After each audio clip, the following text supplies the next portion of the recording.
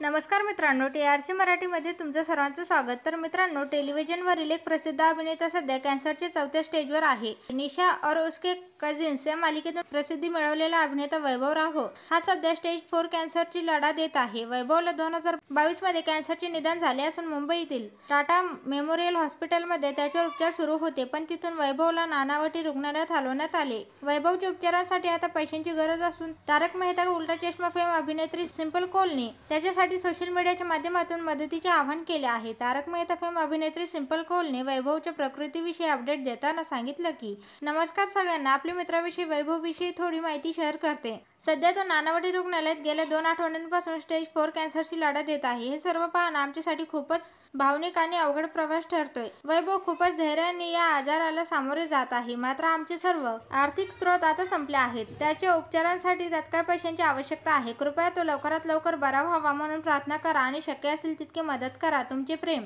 आणि प्रार्थनेसाठी खूप खूप धन्यवाद। पुढे सिंपलने बँक अकाउंट आणि डिटेल्स सांगितले आहेत। तर अभिनेता वैभव राघव हा लवकरात लवकर बरा व्हावा हीच आपण ईश्वरचरणी प्रार्थना करूया।